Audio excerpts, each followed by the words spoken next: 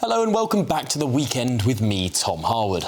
Now, earlier on GB News, on Camilla Tominey's programme, no less, the Reform head of policy, Zia Youssef, refused to rule out uniting with other right-wing parties in the future. Well, take a listen.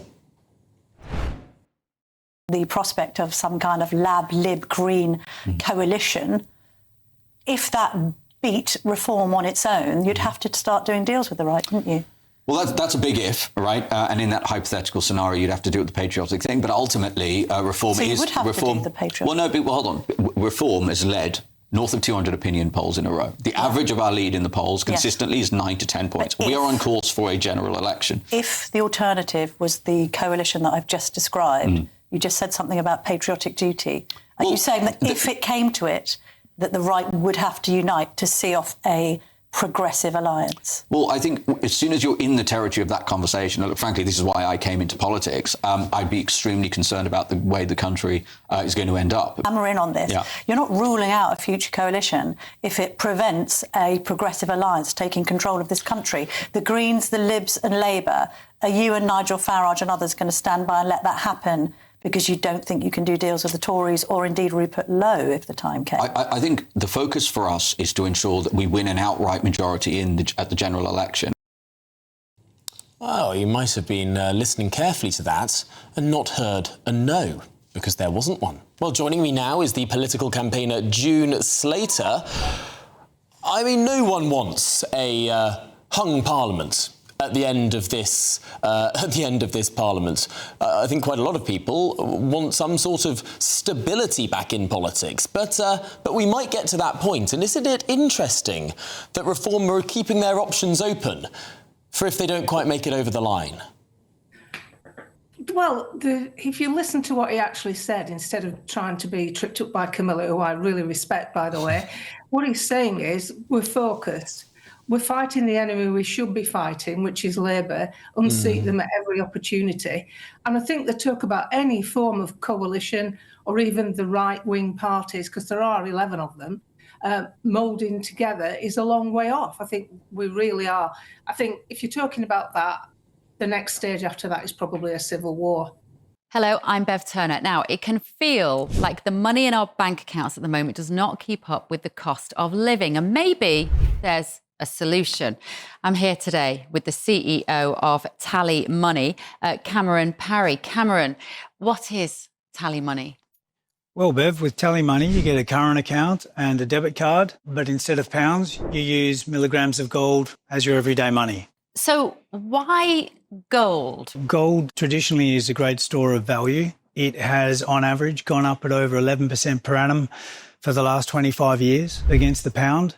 It's tripled in value in the last decade, and in the last 2 years alone, it's increased by 50% against the pound. Banks' savings products just can't compete with that level of growth. But this isn't just about gold. This is about a currency that you guys have created at TallyMoney. Explain it to me as though I'm an idiot. So, look, people need to be able to hold their earnings and build their savings in a money that retains its value and remains in their legal control and remains theirs to access, away from government control. Great. You had me at not exposed to government control. You should feel safe and happy with your money. You should have peace of mind the more money you see in your bank balance, and that's the type of thing we're trying to deliver and give people choice in the type of money they get to use every day. Brilliant. Thank you so much, Cameron. Thank you.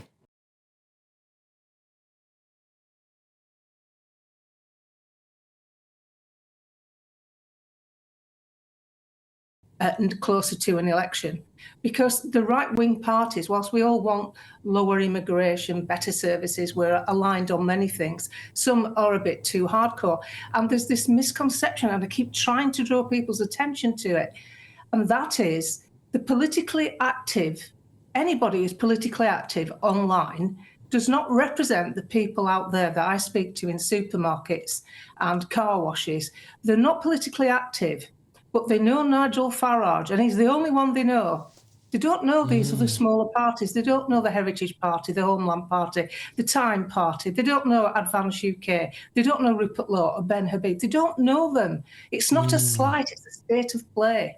And those people will be poorer by the time we get to an election. And those people will be more angry with the Tories for having given power away to something far worse than them. And they will have had enough. The only reason Starmer is in, it's not because he's popular and it's not because of Labour's policies. It's because of apathy that the Tory party created coming up to the last election. We didn't think we had a choice. Then something historical happened and Nigel Farage came back. That pricked my ears up because that's a game changer. And all those MPs that got elected at the time would not have won their seats, apart from Lee Anderson, if that man hadn't come back, disturbed his comfortable life to lead Britain away from basic tyranny. Yeah, OK. June, just to get a question. You list a number of these parties that are sort of competitors on the right of politics.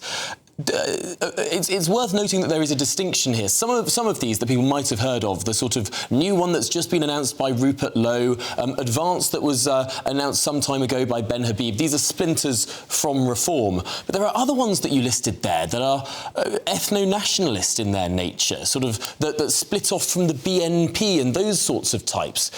Isn't it dangerous to try and put all of these different parties in the same bucket because some of them are really beyond the pale?